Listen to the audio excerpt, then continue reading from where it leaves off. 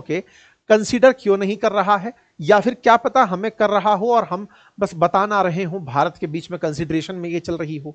जैसा मैंने आपको बताया कि सोर्स कोड फाइटर जेट का एक बहुत इंपॉर्टेंट पार्ट होता है, वो तो मैंने आपके सामने बता दिया। लेकिन डसॉल्ट एविएशन का जो हमारे पास में राफेल है, उस राफेल के लिए सोर्स कोड हाल ही में इनकार किया गया कि हम भारत को सोर्स कोड नहीं देंगे। ये थोड़े दिन पहले सुर्खी बना।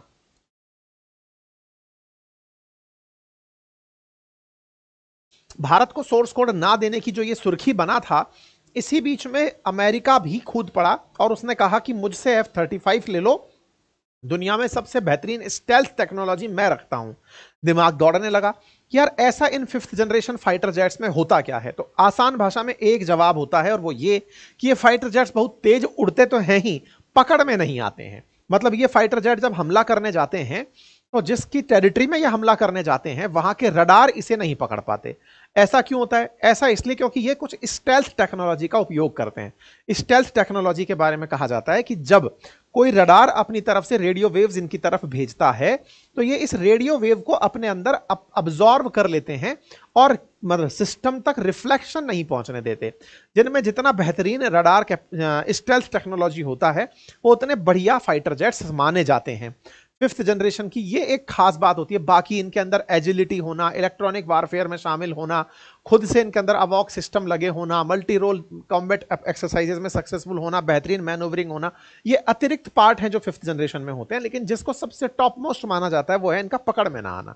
बाकी आवाज की गति से दूसरा चलना और तब उन्नत किस्म के वेपन्स को यूज करना, बैठे बैठे इलेक्ट्रॉनिक वारफेयर कर लेना, ये तमाम चीजें हैं। क्रूज सिस्टम लगे होना, मतलब मैक 2 की स्पीड पर क्रूजिंग के अंदर लंबे समय तक चले जाना, वजन की तुलना में कई गुना अधिक तक वजन उठा लेना, बहुत सारी मिसाइलों को एक साथ लॉन्च कर देना, ये अन्य फैसिलिटीज के रूप में चीजें काउंट की जाती हैं। अच्छा साहब, दुनिया में अगर 5th जनरेशन फाइटर जेट्स की इस समय कंपैरिजन कराई जाए तो अमेरिका 5th जनरेशन कैटेगरी में 2 फाइटर जेट रखता है, एक F-22 रैप्टर और दूसरा F-35 लाइटनिंग। वहीं चाइना अपना J-20 बना चुका है। J-20 की कहानी क्या है कि चीन ने जो J-20 बनाया है, इसकी भी कहानी बड़ी रोचक है साहब।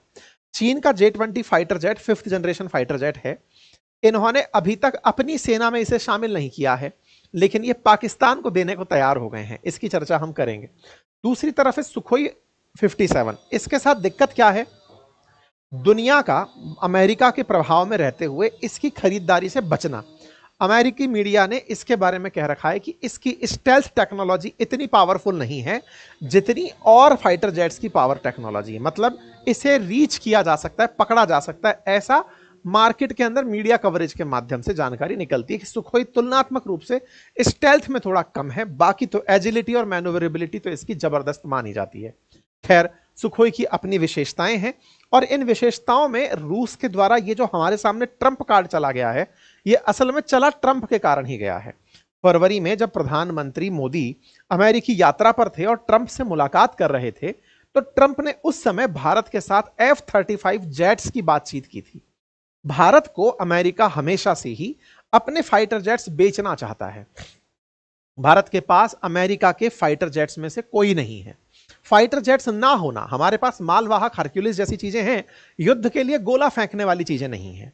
अमेरिका चाहता है, क्योंकि फाइटर जेट बहुत महंगी डील होती है, अमेरिका चाहता है कि भारत हमसे फाइटर जेट खरीद ले। फाइटर जेट्स की एक कहानी होती है, वो क्या है?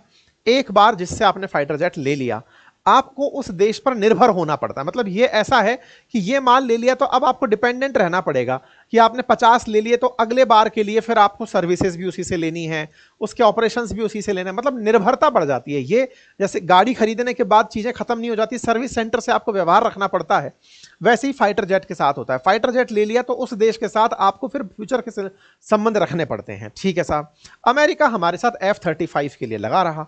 अमेरिका का F-35 भारत के एयर शो में भी प्रेजेंट हुआ। बेंगलुरु के अंदर हमारा एक एयर शो होता है जिसको एरो इंडिया नाम दिया गया। उसमें हम लोगों ने बुलाया दुनिया के बढ़िया फाइटर जेट्स की, जिनको बेचना है चले आओ।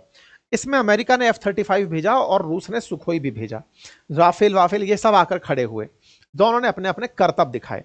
उन करतब में सुखोई उस समय लोगों का ध्यान इसलिए खींच गया क्योंकि साहब रूस ने इसे सबसे सस्ता ऑफर कर दिया कि मैं सबसे सस्ता आप लोगों को सुखोई 57 देने को तैयार हूं।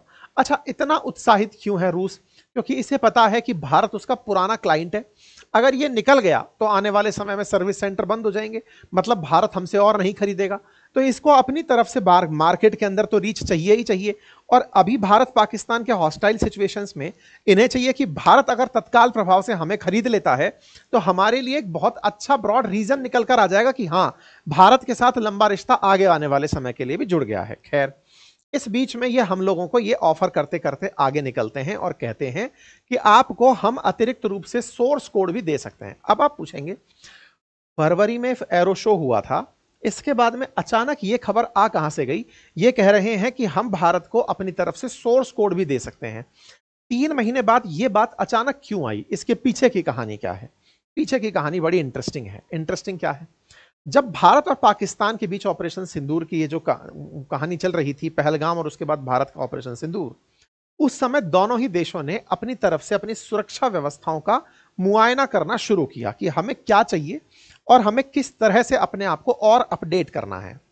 राफेल की जरूरत भी हमें महसूस हुई कि भाई राफेल हमें और चाहिए होंगे अगर हमको आगे से दोनों फ्रंट पर लड़ना है। जिस तरह से पाकिस्तान के साथ आकर के रूस खड़ा हो गया, अगर हमें पाकिस्तान के साथ खड़ा होकर के चीन जैसे खड़ा हो गया, ऐसे अगर हमें दोनों फ्रंट पर लड़ना हुआ तो हमें अपने स्क्वाड्रंस की संख्या बढ़ानी पड़ेगी।